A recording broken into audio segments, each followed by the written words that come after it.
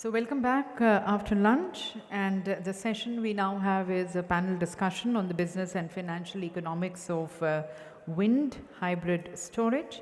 I invite our distinguished speakers of the session, Mr. Pankaj Sidhwani, the Chief Business Officer at Tata Clean Tech.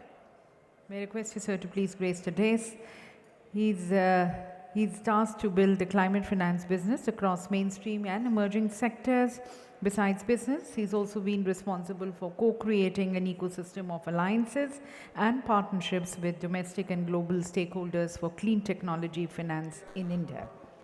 I invite our next eminent speaker, Mr. Neerav Nanavati, the CEO of Blue Pine Energy. He comes with over 2 decades of experience in the energy sector across North America and India, has worked with the world's renowned green energy companies, leading all activities across renewables and energy services. Our next eminent speaker, Mr. Balaji Rangarajan, the Director of Business Development and Strategy, Solon, India. May I request you, sir, to please join us here on the dais as a esteemed panelist. Having more than 29 years experience in the renewable energy sector, he started when India's renewable energy landscape was below 750 megawatts in wind. He has a very strong exposure in wind, solar, small hydel and biomass. Now inviting Mr. Parag Sharma, the founder and CEO of O2 Power.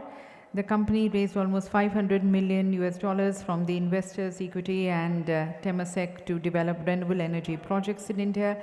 He's also the president of the Indian Wind Power Association.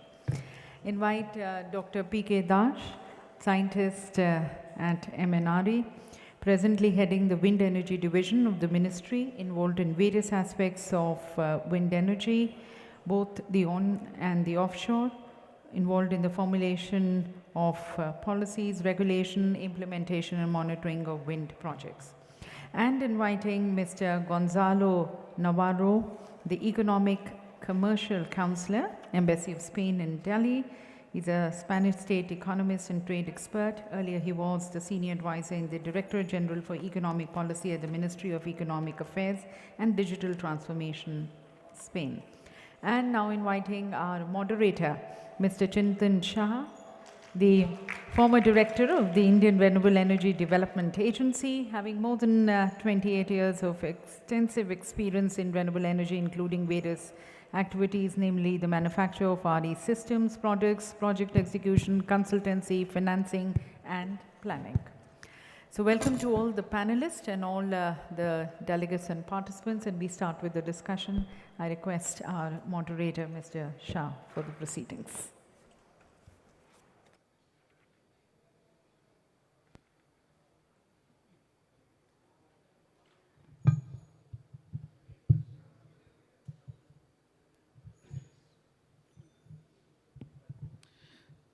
Good afternoon, everyone.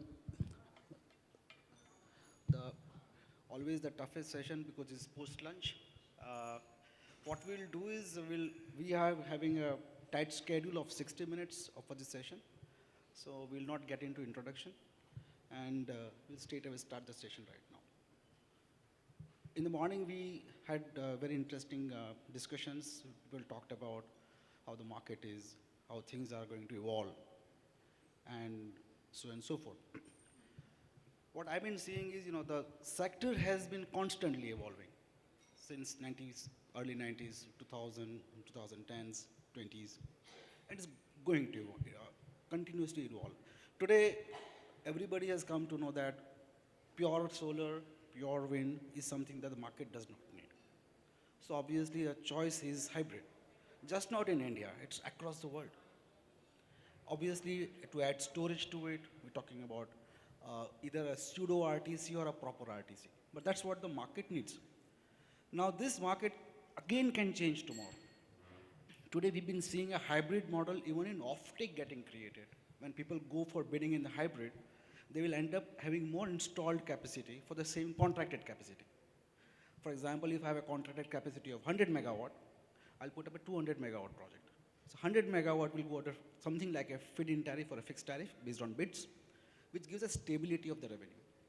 while the 100 megawatt additional will be dumped on the exchange or may go on a short-term trading basis and all. So you essentially also capture the upside that the market may offer in the future. So industry is evolving, the economics are evolving, and this is people trying to figure out what is the best economics for the projects to come up in the future. You will also have concept like embedded generation in the future. I don't call it distributed, I call it embedded generation in the future. Essentially, you create generation capacities which is nearer the load. So these things will keep on evolving. What is most important is post 2025, entire economics is going to change. Because with an ISTS waiver, we don't understand what the transmission charges are because we're not paying for it. The moment 2025 goes off and the ISTS charges are not there, automatically people will go for higher plant load factor. And wind as a natural stands advantages over there because you will essentially pump more electrons for the same megawatt capacity of the transmission grid, thereby amortizing the cost of the transmission cost that is attributed to you. So wind is going to anyway pick up in a big way in a non-ISTS waiver regime. That's what people know, people are knowing about it. This also poses a lot of challenge in terms of overall ecosystem, in terms of financing also. Although this session is about economics of hybrid systems and all, but financing goes hand in hand. As I, in my earlier job, did a calculation that we require something like 23 lakh crore by, if this 500 gigawatt has to happen, by 2030. And maybe give or take 1-2 lakh crores more here or there. So that's the amount of debt requirement. How this debt will be also created. Now we are talking about evolving market frameworks, evolving technology, evolving practices also creates a big challenge for the lenders because lenders normally by nature are conservative. They have a fixed product and all. Now that products also have to change. I also know one thing about Australia. The bankers, when they finance projects for renewables, because Australia is purely deregulated market, they have a concept of flexible amortization, where essentially if the revenue dips because of the market conditions, the tenure of the loan increases. Now that is obviously, that's not permissible in India because RBI would look it as a credit weakness. But these are things which will be evolved and this is what the lenders also would have to say. So I'll put a pause over here. I think the market outlook is great and I think every stakeholder has their own role to play. Everybody, I would say. The equity people, the debt people, the IPPs, the OEMs, the technology service providers, and so on and so forth. So what I'll do is I'll take a pause over here, and what we'll do is I'm asking every speaker to give their views to this entire concept of way driving further. What would happen? Maybe we can start right from right and go to the left. Thank you. Thank you, Mr. Shah, for your introductory words. It's been very interesting to know that the market here is becoming more and more flexible. From my experience in Spain, I can give some remarks regarding the policy that we have been advocating. First of all, we have seen that the private sector is increasing the flexibility among their plants, introducing these hybrid technologies within the plant. So it's taking the way it's from macroeconomic level as the market can give a flexibility and can give this efficiency throughout the whole grid. Now it's only the plant that is giving this flexibility. So that helps us reducing the investment in the grid because you only use one single point, and also it reduces the overload that the grid takes. So that's very good for the public sector. And also what we are allowing is to reducing the permits that are needed in order to establish a new plant and also in order to diversify the technology that you're using in this plant. So not only reducing in grid investments, also reducing in permits, and third thing is that we also reduce the investment in civil work. So for the public sector, it's very interesting to push the private sector into more hybrid systems. Also, what we can compare between India and Spain is that In Spain, we allow only till 40% of these both technologies in a single plant. And in India, I know that it's only 25%. So it's much more flexible here in India to introduce different technologies. And if you are able to introduce different technologies, you are able to provide more efficiency, increase margins, reduce costs, and overall, you increase your return on investment. And the most important thing, and what we want to balance from the government, is to reduce the uncertainty. Reduce the uncertainty by offering a more stable environment and giving a rule that can be followed, but can also leave some room for the companies to decide whether they want to go, which technology they want to mix up with the other one, and which investments they want to take forward.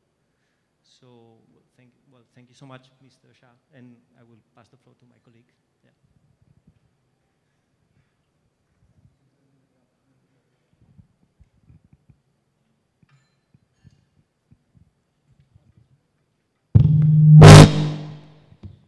Yeah, thanks, Chintan, and good afternoon to everyone. Just to give the background of where the word hybrid came in the Indian wind industry. So there was a proper hybrid policy announced by MNRE, and in a plant, if 33% or more of any of the solar or wind is there, and that it is generating more than 30% CUF on an annual basis, it was defined as the word hybrid. And then SECI has conducted 5 tranches of tenders, starting from hybrid tranche 1 to hybrid tranche 5. Now, initially, the tariff was very attractive. In fact, in tranche 4, the tariff dropped to almost 2 rupees 34 paise. And, but it was almost equivalent to 280s, because if you look at the GST impact, that was the final number. But in the SECI 4, in fact, in the SECI 4, the number was 2 rupees 53 paise, which includes all the change in law clauses. So it became as attractive as 253. And what bidder does is that they install 66-67% as solar and remaining 33% as wind, because wind is cheaper and wind is costlier in India. In this background, then the SECI started experimenting. They said that, okay, let's not only do wind solar within the definition of hybrid. So they introduced a peaking power bid, which was called SECI Hybrid Tranche 5. And in that bid, the tariff jumped from 253 to 484 or 464. And the reason was they asked for 4 hours of dispatchable power. So every day, utility will ask, utility will tell you, these are the 4 peaking hours, and I need dispatchable power. And the way the tender was designed, everybody was forced to use pumped hydro solution for that. And that was the reason why the tariff suddenly jumped from 253 to somewhere around 464. And the SECI keeps experimenting. In between. An RTC tender also came, where levelized tariff was 330. And now recently, as recent as yesterday, one bid was submitted, which is SJVNL bid, where again there was 4 hours of dispatchable power being asked for. Now with day by day, SECI is learning the whole thing. The requirement at the DISCOM end is dispatchable power. It doesn't bother DISCOM whether it is, if it is not having a dispatchable component, it is not meeting its purpose. In India, we all know that renewable is crossing almost 15% of the generation. This number is slowly going to increase, and because wind and solar both are infirm sources of power, grid is really becoming very difficult to manage. And I think the basic objective of hybrid power or hybrid tender should be to serve for a dispatchable power. The mistakes that SECI is doing, I believe, is they are forcing people to have certain storage in the tender. So the tender in which the tariff jumped from 253 to 464, they said for 100 megawatt bid, you should have at least 100 megawatt hours of storage. While SJVNL learned the good way in the bid which was submitted yesterday, they reduced this to minimum 25 megawatt hours of storage. But in practice, that should be left to the bidder. If they can meet these conditions of dispatchable power only on the back of wind and solar, which obviously will require almost 4 times of bidding capacity as wind and solar, and a lot of power will be sold in merchant market, but that's the problem of a developer. Let him take the more merchant risk, but if he can supply only on the basis of wind and solar and minimum amount of storage in tariff numbers which are more close to 3.5 rupees or 4, which I believe is possible, then that would be the real victory in terms of bidding process moving directionally well and people utilizing wind and solar both together. If country needs storage, the best way is to call only for a storage tender, which has also been done. Last bid was some 11 lakhs per megawatt per hour, which is a good way to only focus on storage and let the load operator manage storage portion. But there has always been a confusion that people talk about hybrid, a lot of bids have come on hybrid, but they are as good as somebody supplying power in a wind tender and somebody supplying power in a solar tender, and you are just asking one developer to do both the things together. The only satisfaction that the DISCOM gets is that I have procured both wind and solar power together. Otherwise, it doesn't meet the DISCOM's requirement. So that's my broader understanding. Thank you. I think most of the things have been already spoken from the policy perspective in the morning session itself, and the importance of wind solar hybrid and RTC dispatchable power, Mr. Parag has already told, and we all know the advantage of these tenders. Day by day, as this renewable share in the grid is increasing, it's very difficult for the grid operator to manage the only solar and wind power. So that is where, in fact, this hybrid concept came. And in fact, last year, one of the reasons for not much of the tender coming out of SECI was this lot of onshore bidded out capacity was lying with them, and they're struggling to arrange PSAs with the Discoms. But in this year itself, I think more than 4 gigawatt of capacity they have already tendered under this peak power, load following, and this dispatchable wind solar hybrid with storage tender. That means, in fact, I was given to understand that they have the requirements from the Discoms already in their hand. So PSA is not going to be an issue for these tenders. So while we are discussing these economics of this hybrid power, in fact, storage, whenever we'll add, the tariff is bound to increase. But at the same time, it is sellable. So Discoms are ready to pay for that price. So one of the, in fact, uncertainties on SECI tenders was, which is in fact we are dealing with recently, the industry's demand is there is a huge gap in the, letter of forward and PSA signing. So that risk can be mitigated through these kind of tenders wherein SECI already have the demand from the Discoms, so that they can customize the tenders, they can customize a product. So immediately whatever the letter of forward at whatever the tariff they can, so they will sign the PSAs. So from a policy level, in fact, whatever the ministry's thoughts are, they are already translated in the new bidding guideline, and these tenders are under these bidding guidelines. So the operational challenges we are yet to see. And as a ministry, probably we are very happy to see all these operational challenges and to address it whenever it comes. But prima facie, it looks like many of these risks, PSA risks, and these dispatchable risks are going to be mitigated through this kind of tenders. But yes, I fully agree that again there is a limit of what kind of tariff that can be sellable. But till now, probably that situation has not arrived. So that is my primary comment on this. Hi, good afternoon. Thanks, Chintan. Thank you for the organizers for having us on the stage. Chintan earlier started the conversation by saying that we need to evolve. And I would say that lenders have evolved in tandem with the industry. I still remember in 2011-12, when we started the business in 2013, it was still the regime of feed-in tariff. At that point in time, the questions that our committees would ask would be whether the governments will continue to honor these feed-in tariffs. Then we had those solar tariffs at 15 rupees or 19 rupees. Same question, it is such a high tariff, whether there is a bankability attached to these high tariffs. Then reverse auction, and then, the question was whether developers will be able to supply power at, such a low tariff. Then utility scale, in a way, also expanded to other sectors, for example, CNI.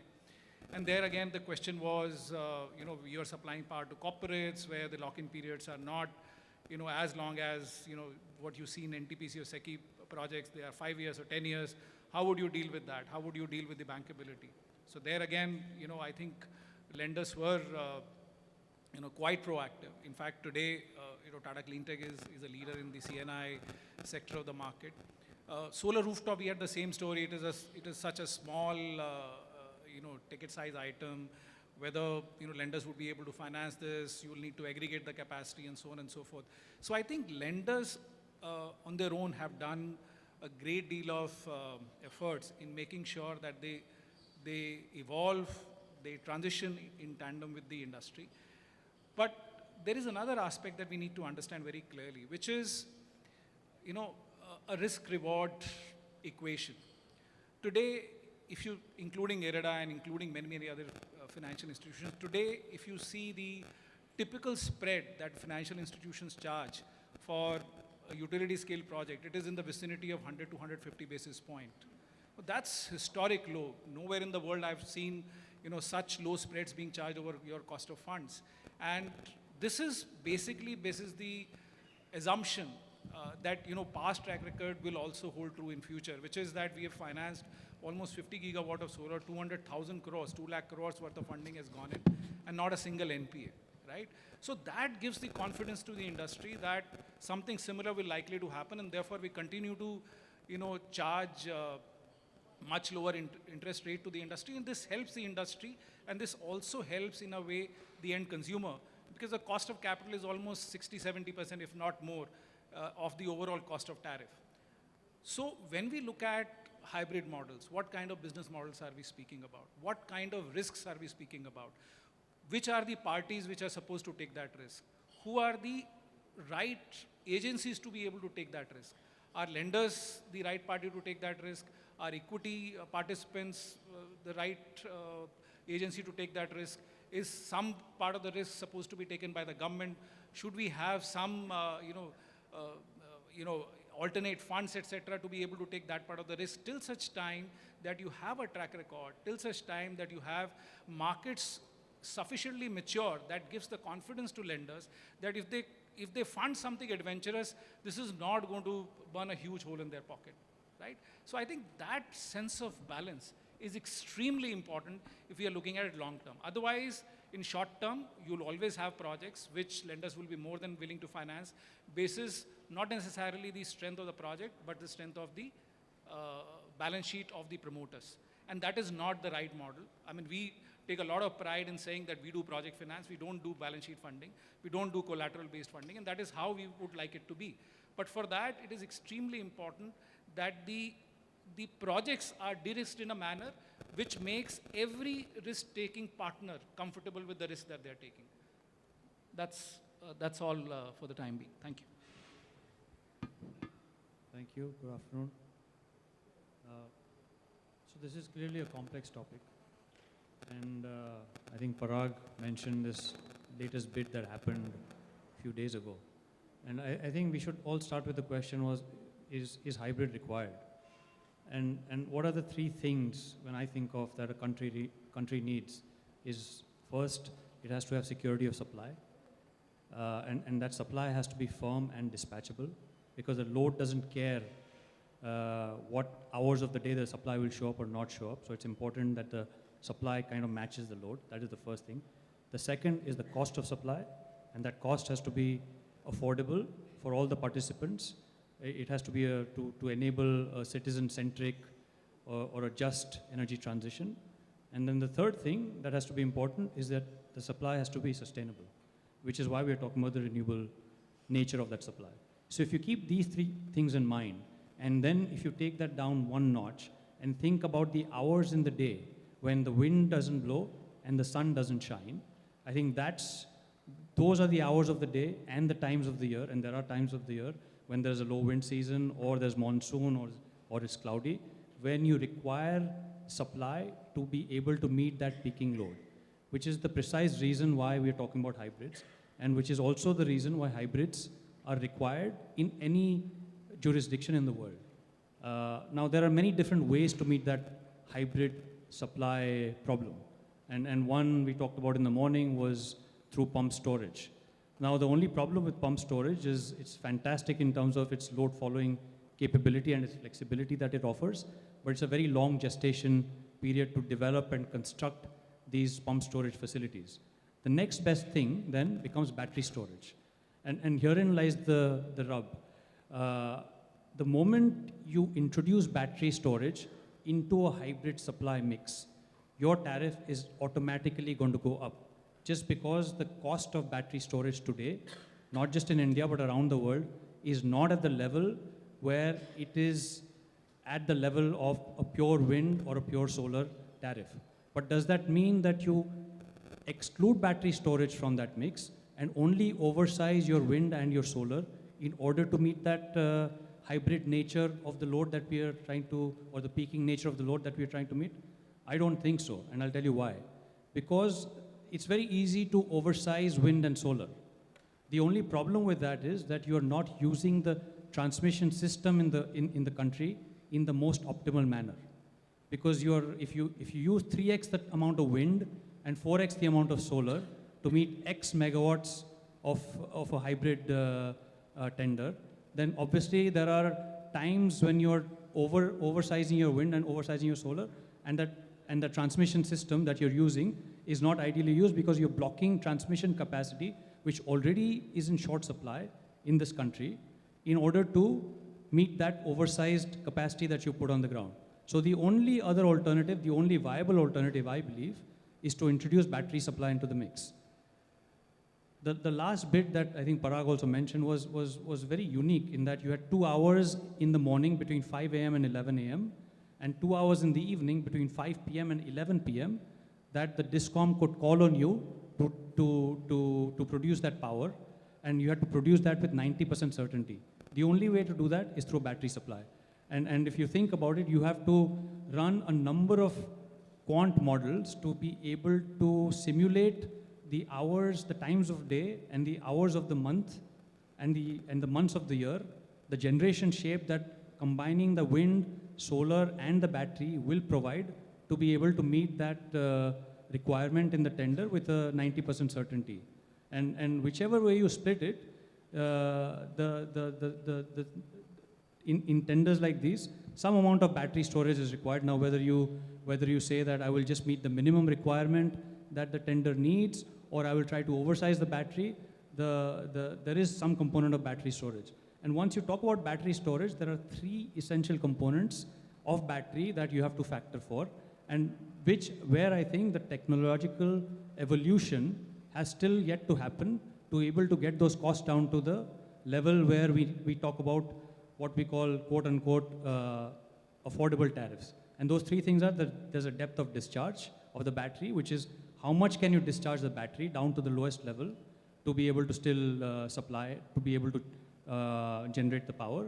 The second thing is the degradation of the battery. On average, these batteries degrade between 2 to 3% on an annual basis, which means that every 12 to 14 years, you're going to have to augment or replace the battery.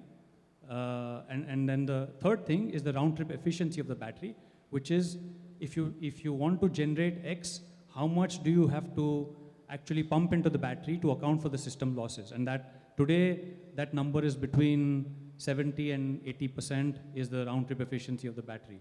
Now, given the cost structure of the battery, we cannot today, in today's scenario, meet a tariff that is in the 3 rupee range. That is not possible. And I think this is where a little bit also where we need to step back and try and see why we continue to have that obsession, and I'll use obsession for lack of a better word, with low tariffs.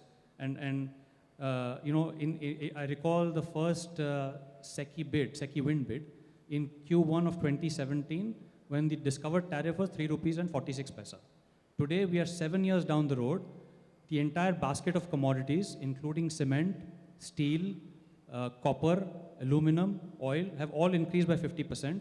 The cost of financing has gone up because interest interest rates have hardened in the world, and we are still talking about a 2 rupee solar and a 3 rupee wind tariff. And we're trying to benchmark a hybrid tariff, which has a very complex and expensive battery component to that number. And in my mind, I think we need to get away from that. And I think Mohit from NTPC mentioned in the earlier session that they had discovered a tariff of 4 rupees 10 paisa. And my sense, if you ask me, is somewhere north of that, if you include battery storage in the mix, is a tariff that you will get. But think about those 4 or 5 peaking hours in the day, in the morning peaks and the evening peaks, when the DISCOM is actually looking for that power to meet their load. And when the prices on the exchange are north of 12, 15, 20 rupees, you're still supplying 4, 5, 6 rupee tariff power, which I think is a very good outcome. And as batteries and technology evolves, this number is only going to come down. So I think the challenge for all of us as industry players is to try and let this battery ecosystem kind of grow up, flourish a little bit, and then see how we can start bringing the cost structures of batteries combined with wind and storage down. Hi, good afternoon, everyone. I'm going to complement Nirav's points that they put forth. The concept, the advantage of having solar wind hybrid is basically to utilize best utilization of the land, best utilization of infrastructure, and also the generation profiles. Let me put some of the number of facts. If I take solar DC landed cost per megawatt, it's about say 4.5 crores today, including all taxes. And if I take about 6.5 crores of wind put together, excluding storage, my cost of generation at 39% PLF combined put together should come to around 3 rupees 25, 3 rupees 30 paise. The moment I'm going to add storage to it, it jumps to close to about 460, 470. I'm talking purely from the C&I platform, because I'm not talking about large-scale project like what Seki is offering. For a C&I customers on a minimum capacity of say 10 to 20 megawatt, including storage, the price from my point of view cannot come down less than 4.72, including storage, with the storage of about 2 hours, and the loading factor between solar and wind is about 80 to 20, 80 is to 20. The problem here is a developer, if he has got a deep pocket, he can withhold the project. But if he hold the project, if he's going to download to the private equity funds, there the problem comes. The private equity guys have got higher number in their mind to talk about. So if I take a debt equity of 3:1 for the project, and if I take a tariff of around 4 rupees 74, 72 landed cost to a C&I customer, the equity comes around 11.5, 12%, nothing more. Here the question is how I'm going to get that and more is a question.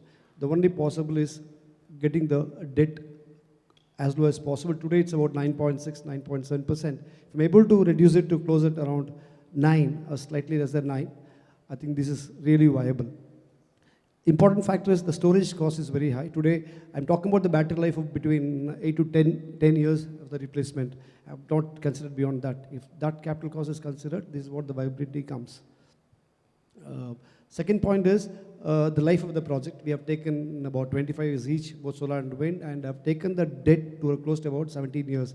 If the debt is further increased to 20 years, when you have a lock-in PPA, be it C&I customers or whatever, I think the number from the private equity point of view can go to close to about 13 to 14%. Yeah, sure. Thank you. I think we had a very interesting views coming from the entire panel over here. But I would like to tell a couple of things now. See, ultimately the problem is we have too much simplified what is tariff. Some says 250, some says 2 rupees, some say 4 rupees, you have 5 rupees, 4 rupees, 70 paisa also. See, one has to understand electricity is a commodity which cannot be stored. It has to be consumed. And that because of it has a time value of electricity. When you are producing it, what's the rate at that time? If you are generating electricity in the evening, the the discovered rate on the exchange can be as high as 12 rupees, 16 rupees also. If you're generating electricity, maybe in the afternoon when nobody wants it, it might be traded at 2 rupees also. So this tariff number is a misnomer. Various tariffs exist because the time value of that commodity for the such tenders is different. That's the reason. So we have got two challenges coming in the future is ultimately what is the right product that would be best for the market, and based on that product and the regulatory regime that is prevalent in a country, what should be the ideal mix at a project level in terms of a wind solar percentage component as well as how much of storage is needed. Some optimum number, which is something, a product that needs to be finally be identified, at least for a short-term basis, not on a long-term basis, maybe for the next 3 years to 5 years. Good part is SECI and other REIs have been creating bids, auctions, and also we to a great extent know what product is coming at what price. More or less we know. So I'm going to pose a question now is to the panelists is, suppose we experiment 2 hours storage tender, pure storage tender, we have 60% RTC, evening 4 hours load or morning 4 hours load, we come and identify a final product. And because you've discovered that tariff, suppose if we adopt this tariff for the next 3 years for the same product, it becomes like a hypothetical feed-in tariff, but it gives you certainty. And we index this tariff with the commodity price.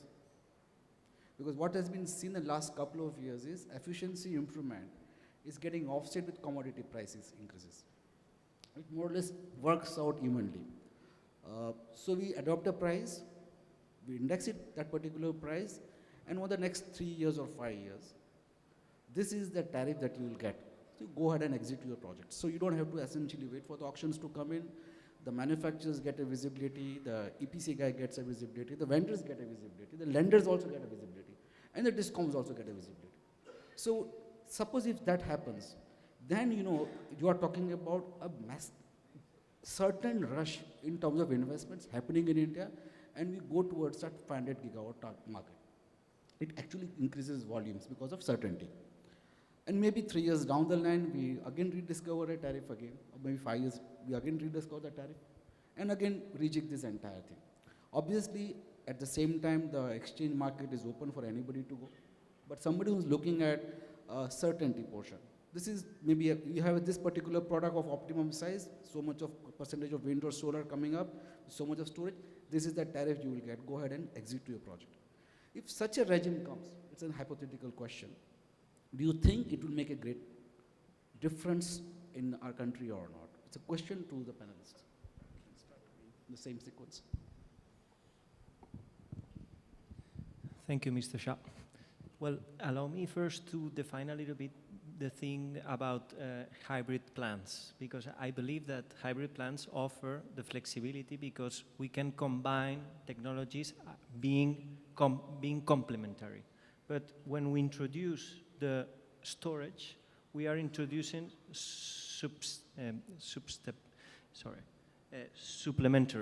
supplementarity. And we are introducing supplementarity between also technologies.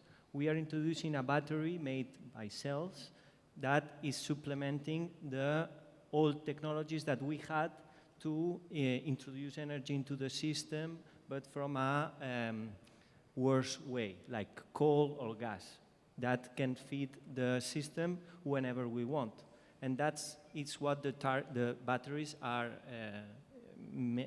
doing by introducing them into a hybrid plant.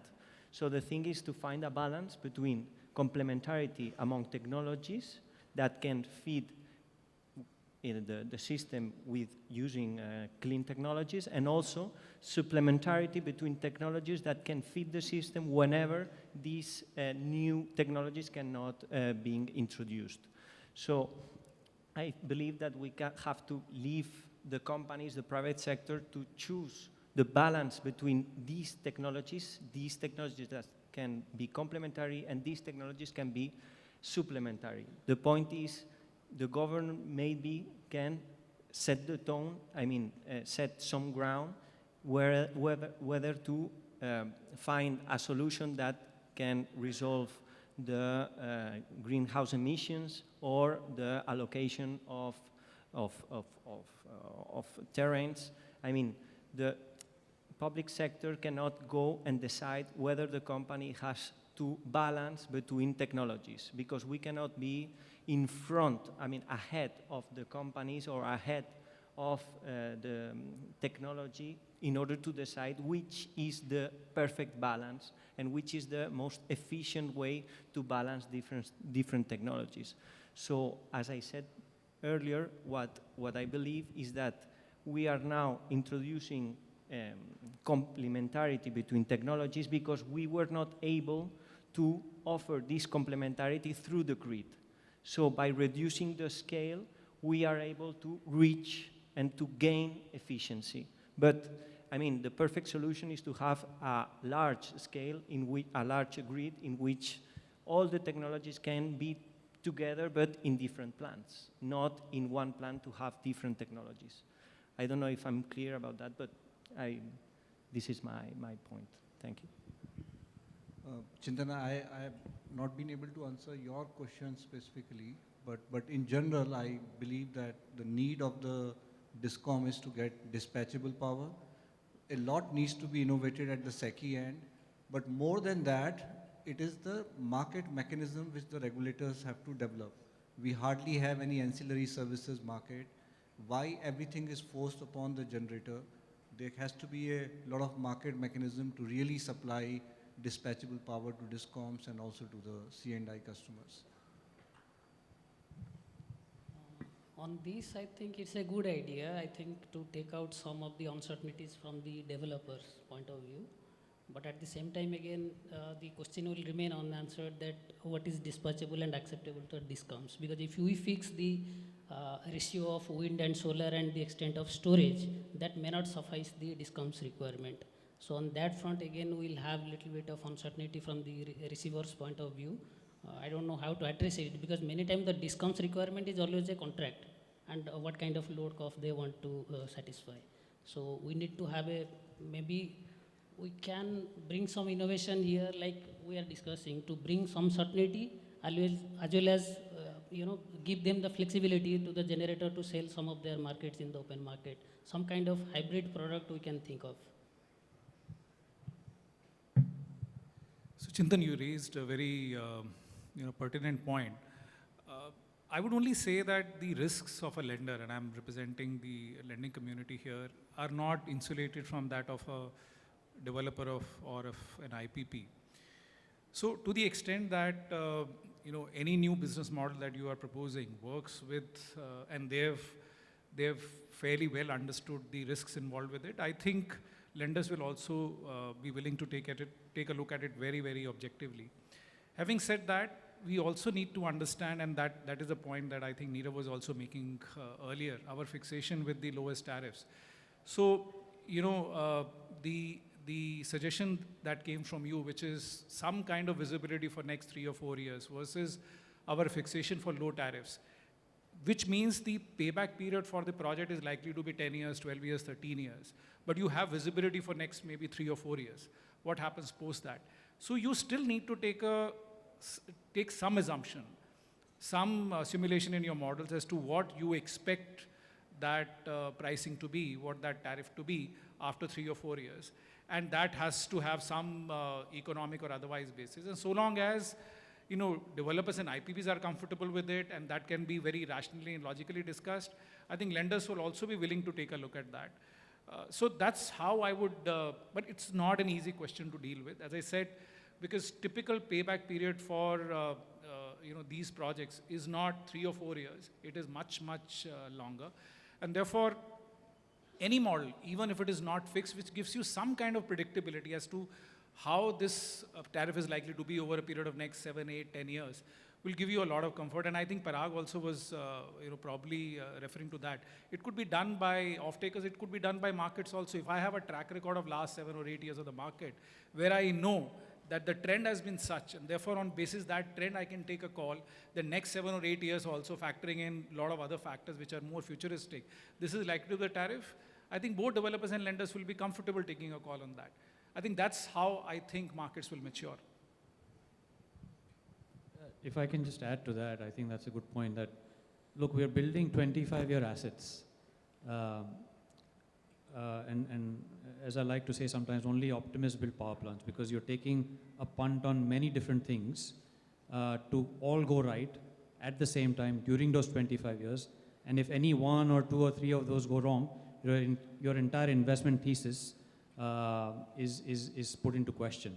And if you have a 5-7 year visibility, for example, on some of these products, Chintan, that you were mentioning, and couple that with a robust merchant market, a deep merchant market, which also gives you the ability to sell your output in the bilaterally or in the merchant markets, which gives some visibility into how much of your generation is going to be contracted beyond those first 5 or 7 years at a transparent tariff.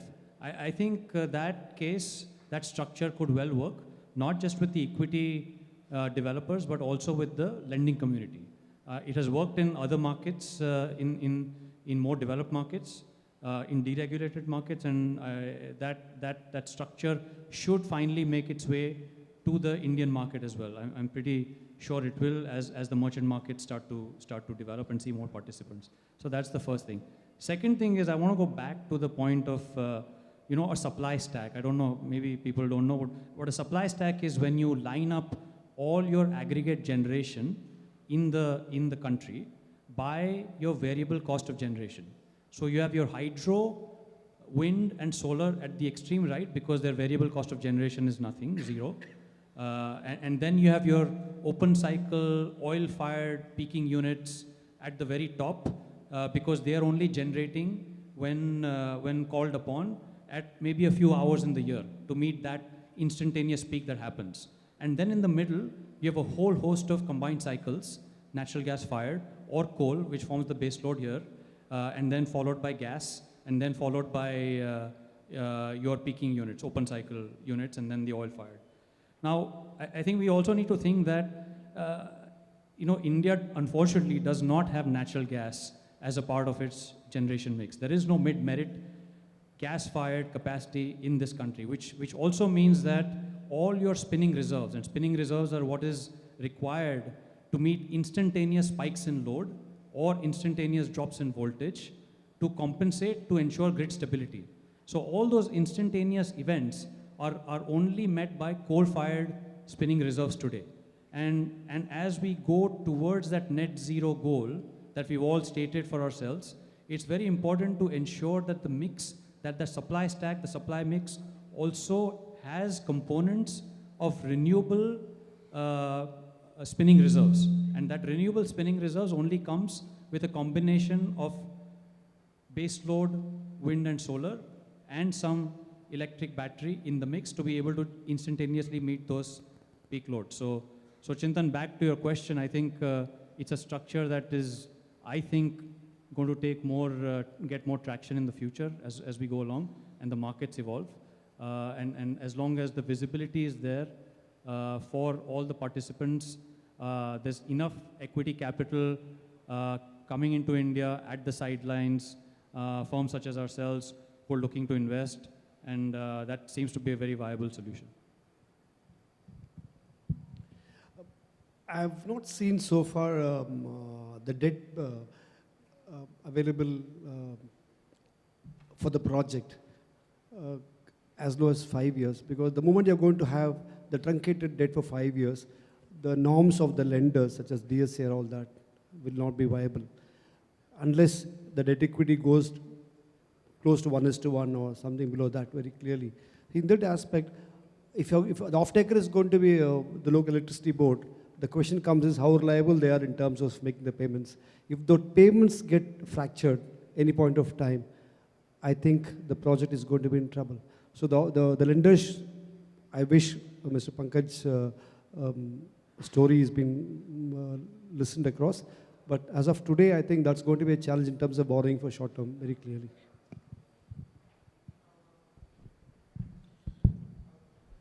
I think we had a very interesting discussion today.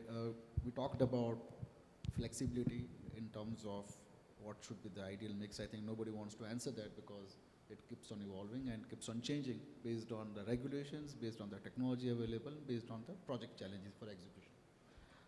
One thing that's clearly emerged out from this panel is that we need to kickstart an ancillary services business as a structure itself, because that is something which is important both for the RE generators as well as distribution companies. I think distribution companies are the best people to understand what the ancillaries are, because in the future we might also have a fair amount of embedded generation, which essentially would change this entire planning for the distribution as well as for storage, because any ancillary activity happening by the central government has to be very much connected with the distribution companies, because they are doing a lot of activity on the distribution side. That is something which is emerged from this. We had a couple of contradictory views towards the market structures, but at the end of the day, what we find is there are going to be various market structures going to continue.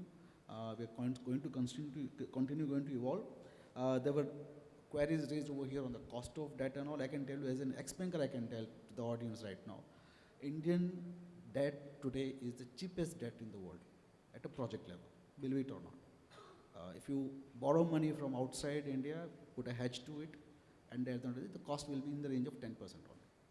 So Indian debt is actually today, the debt market in India is one of the best. It's flush with liquidity. There's a demand which is going up, which is a very cyclical thing. Indian rates are still quite stable on the debt front, very, very stable. But talking about the debt over here, I did raise particular one question, one matter in the start, was we require something like 23 lakh crore to reach 500 gigawatt. If you add hydrogen to it, it's 32 lakh crores. Now, where is this money going to come from, the debt part? It cannot be from the banks and NBFCs. It's ruled out. Maximum banks and NBFCs put together can put in the range of 10 to 12 lakh crores. Beyond that, it has to go to the bond market. There's no other option. You have to unlock the institutional capital and get it to the bond market for RE projects in India. Today, the bond market in India is more like a corporate bond market. It's not an asset-backed bond market. Now, that is something which we'll have to push in the future to evolve to ensure that there's a constant flow of debt capital at every level, from the term lending, from the underwriting, and finally for a stable project in terms of bond receipts. That is something that we'll have to evolve. I'm sure that in the subsequent years, it will be a lot of regulation getting framed right now. DR had a sovereign green bond as an experiment, as you all know, where there was a very small greenium which was achieved. But as and when you have more and more green bonds coming up, and when private sector essentially start getting into green bond business, that's where the major innovation will also come there. So we are not talking about hybrid as a project. We are also talking about hybrid as a tariff, as an off-taker. Now we're also talking about hybrid as a debt also. So I think that's where various efficiencies will come out from a particular project so that we are able to achieve this 500 gigawatt in a more sustainable, replicable, and scalable way. I think we can end this session over here. But I think it's 1 hour is over here. Fine, thank you.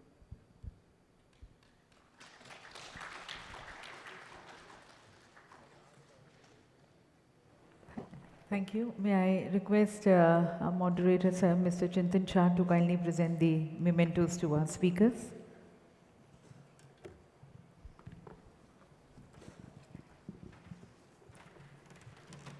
Thanking first Mr. Pankaj Sidhwani.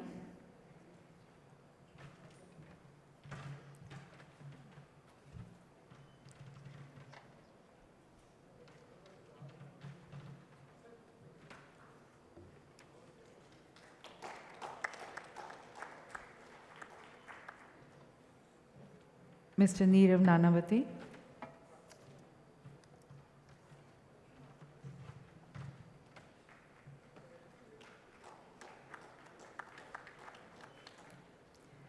Mr. Balaji Rangarajan.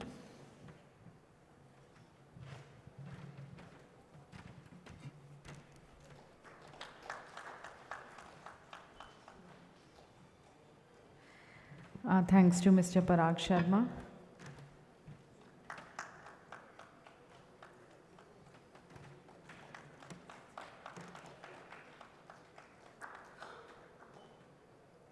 Dr. P.K. Dash.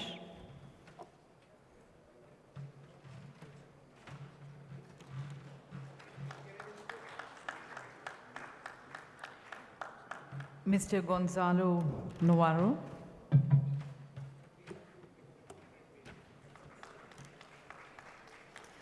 And inviting on the dais Mr. Anant Nayak, our EC member,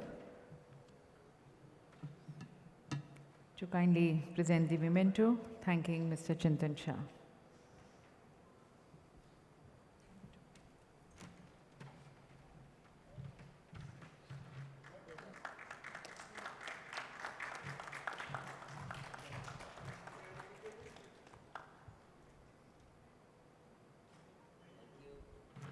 We'll close with a group photograph of all. Yeah.